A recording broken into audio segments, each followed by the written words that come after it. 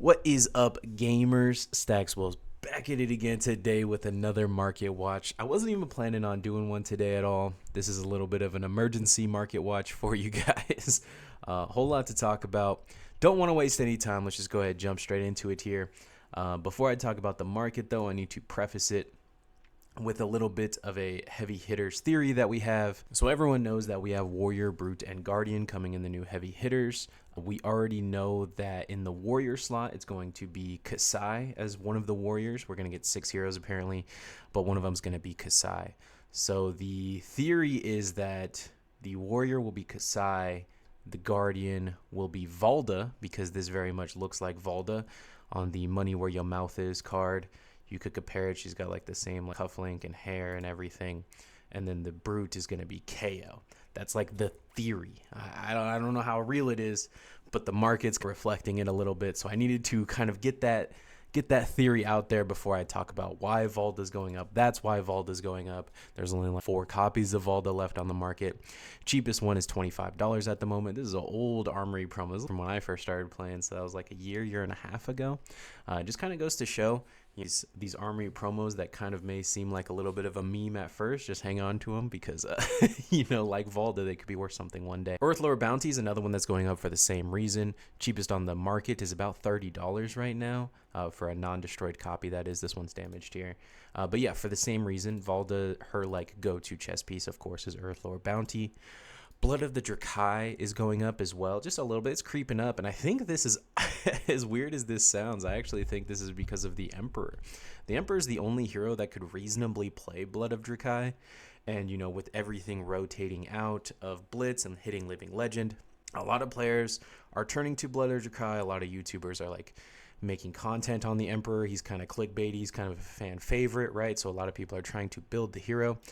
And I could back this speculation up as well, just with some more market data, right? The Emperor himself is kind of getting disappeared from the market. You can't see it in the Rainbow Foil. Rainbow Foil is only $7. But if we go to the Cold Foil, there's 4 copies on here. One's $35, one's $40, and then $100, and then $120. So really, there's 2 copies on the market. Let's be real here. No one's paying $100 for an Emperor that's just Cold Foil. But yeah, you could see people are building Emperor, and I think Blood of Drakai is kind of part of that equation. As we all know, we got a couple new Arachne spoilers. We talked about this the other day. Already Dead was kind of going crazy last time we talked about it. If it was going crazy before, it's on the moon now. Cheapest copy on the market is $43. This card is more than Tome at this point, which is kind of insane to me, considering Droma is just like a tier 1 deck, and then Assassin's not even really a competitive deck, ironically enough, thanks to Droma. Hopefully the new Assassin cards change that equation. So, this is just like a heavy hitter spec for sure. Again, Assassin, I mentioned this last time, I'll say it again, Assassin is a fan favorite class. I think if you polled the entire community and asked them all what their favorite class was, I genuinely think Assassin would be like number 1 or number 2. As weird as that is, because it's so new, I still think it would be up there. Bittering Thorns is going up as well, obviously because of the recent success of Ninjas, particularly the recent success of Fi. The world champion played 3 of this card in his list, is at $16. And you need 3 of them. This card, of course, only comes in the round the table sealed product, which is retail at $57. So in the round the table product, even if you just opened one of them and you bought 2 Bittering Thorns for, what is that, $32, and then the Civic Steps is also another like $18. So 2 Bittering Thorns and Civic Steps almost pays for the whole round the table set. So I think if you're going to get the Bittering Thorns, honestly, just buy the sealed product. I think you're getting more bang for your buck that way, because you're also getting a Civic Steps and like all the other cards and the mat and the deck box. It just makes more sense to me to buy the sealed product. Rouse the Ancients. This card's kind of going up as well. We talked about this plenty of times. Guardian always plays big attacks. It's a generic card, so Brute always plays big attacks as well. So heavy hitters are going to have Guardian and Brute. Hopefully one of them will be able to use Rouse the Ancients. Cheapest copy on the market is like $9. Tera Sunder is going a bit crazy as well. Cheapest copy on the market, just cheapest copy period, is $9. A little bit insane because, again, last time we talked about this card, the cheapest Rainbow Foil was like $8. Rainbow Foil, they're all kind of floating around the $15 mark there. Not too many copies left on the market either. Again, Guardian fan favorite. And then with Icelander leaving, I think this is like kind of the go-to pick for a lot of the like old school players, or maybe like the good players. A lot of good players like Bravo, a lot of good players like Icelander. It kind of like fits the same like archetype of card player, Bravo and Icelander. So it does kind of make sense that a lot of Icelander players are moving over back to Bravo. And in turn, they need to pick up their Tera Sunders and everything else that goes along with Bravo.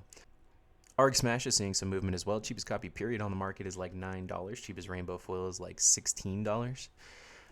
Again, Brute is getting support. We already have so many mechanologists in the meta.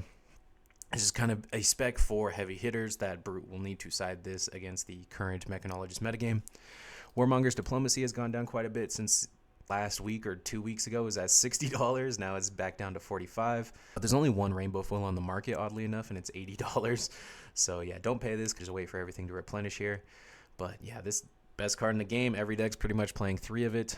Give and Take is also going a little bit crazy. Cheapest copy on the market period is $19, whereas the cheapest rainbow foil on the market is about the same price. It's $20. There's only 2 though. Then it jumps up to $25. Yeah, this card's disappearing in a weird way.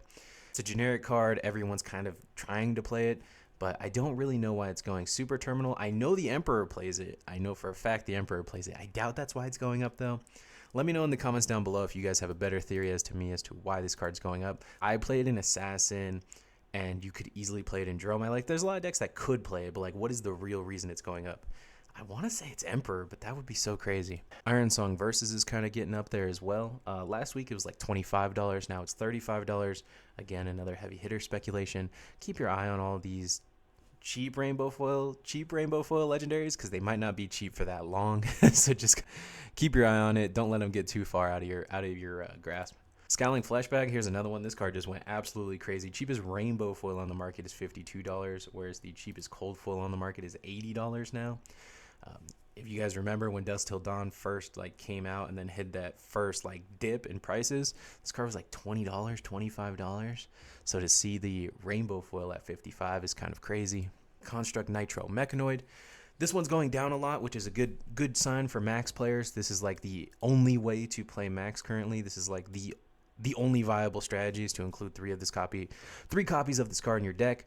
Cheapest copy on the market is about $40 for the rainbow, and then cheapest cold foil is, oh wow, about the same, like $45, $47.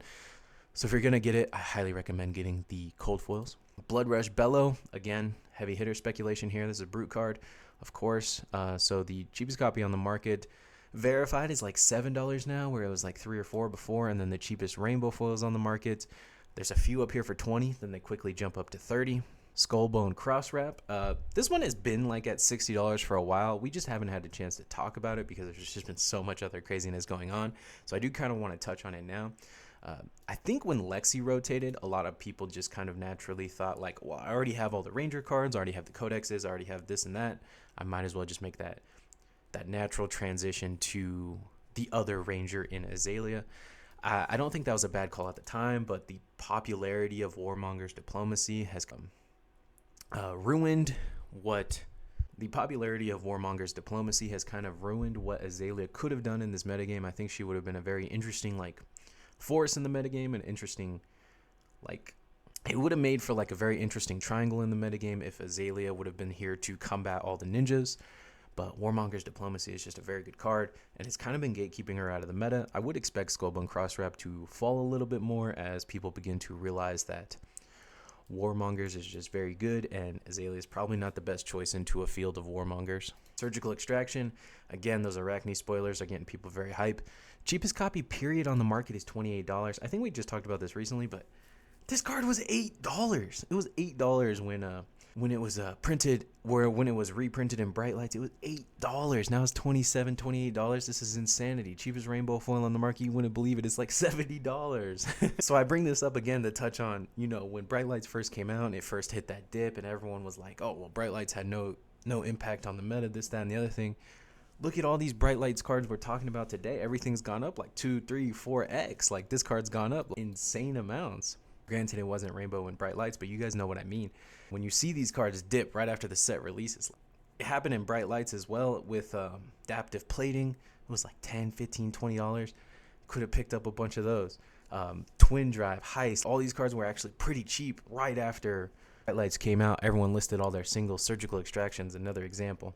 So when I do these market watches right after it comes out, I talked about all of these cards, and I talked about how they're all too cheap at the time, and then now, now that everyone needs them, they go up. So, you don't want to be the guy buying the cards as you realize, oh crap, this card's really good, I really need it. You want to be getting them, of course, ahead of time. A little bit easier said than done. Hindsight's always 20/20. But we could take this knowledge and kind of apply it to the next set, to the next go around. When Heavy Hitters comes out, we won't make these same mistakes. Speaking of Heavy Hitters, that's already on pre-sale for $105. Do not buy this. Do not buy this. Do not buy this. Retail, I think, is like $80. And then if you're going to pay retail, you might as well get it from like Team Covenant or Rudy or something and get yourself a promo as well. I think TCG Player sometimes gets promos. I think Star City Games sometimes gets promos.